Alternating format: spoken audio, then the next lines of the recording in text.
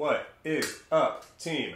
Welcome back to another episode of my vlog. This is the third one in a row where I get to give you good news. And the good news is that my PET scan came back clean, meaning I remain in remission for another few months at least from stage 4 metastatic melanoma.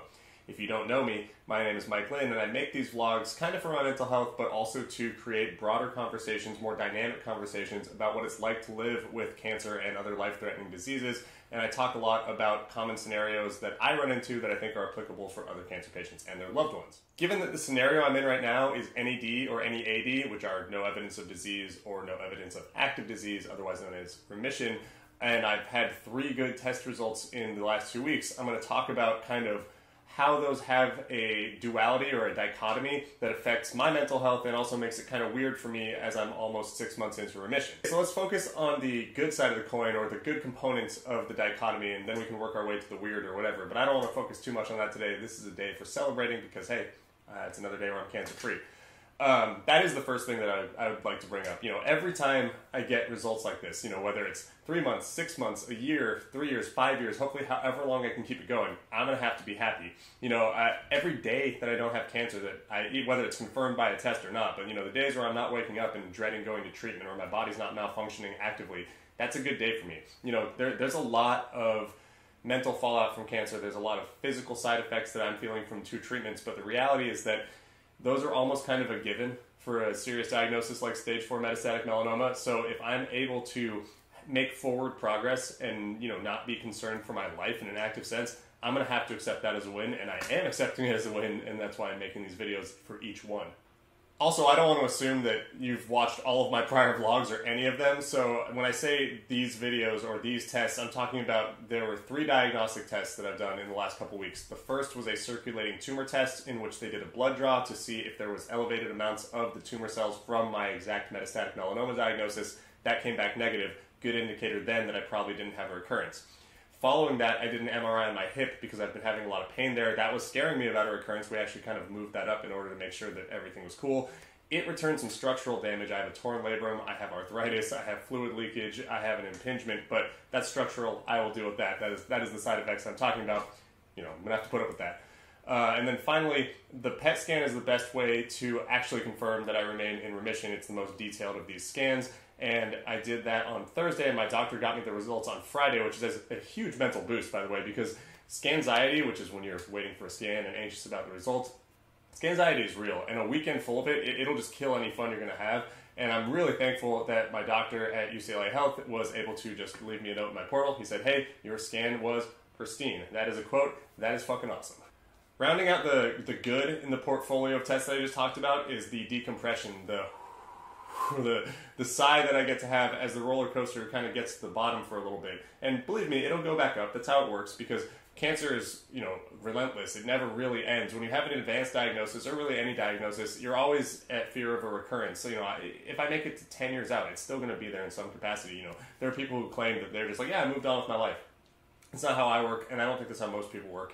And because the effects of cancer are so open-ended all the way to, you know, mortality, there's not really ever a time in which you're like, we got this. You know, like it would be greedy of me to be 6 months into remission and just be like, don't have to worry about it, gonna crush this. Like, every time I approach a scan, it's gonna have anxiety. Every time I get these aches or pains, it's gonna, you know, cross my mind that something might be wrong. And just the further out that I get and the better I get at dealing with these kind of experiences, it might bother me less, the stress might be less. But for right now, you know, the closer I am to getting a confirmation that I don't have cancer, the better I'm going to feel. So today, the stress is very, very low. So while it's great that the deep sigh exists and the roller coaster is towards the bottom, that means it had to come from a heightened place. And that's kind of, you know, as we move into the weird elements of all these tests, that's one of these things that I'm realizing, and this is my second time in remission, I've started to see this pattern through both of them.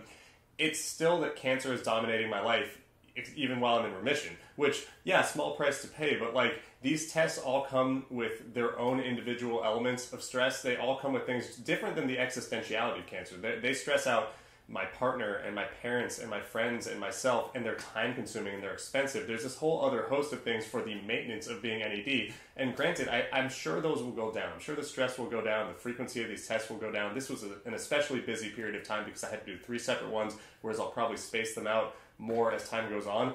But like, something I've struggled with consistently is cancer dominating not only my life in the physical sense and the mental health stress, but my identity as a component of mental health. Like, I do not want to be cancer guy.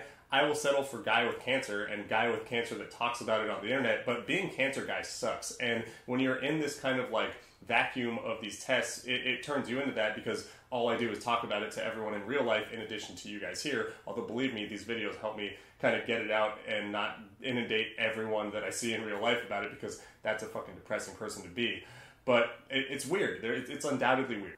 And also, look at me getting all greedy and presumptuous. And, you know, I just said, like, I'm sure that they will get easier. I'm sure the stress will go down as time goes on. I mean, that's actually not a thing that I'm sure of, because that's the shitty thing about cancer, is you're not sure if you're going to get that opportunity. There's an expression in the cancer community, and that's you kind of live scan to scan, and that's how the roller coaster starts going back up. I mean, even though in 3 months from now, I'm going to take a scan, and, like, my thought process probably won't be, oh my god, I probably have cancer. It'll probably be like, this should be fine, but there's always that chance.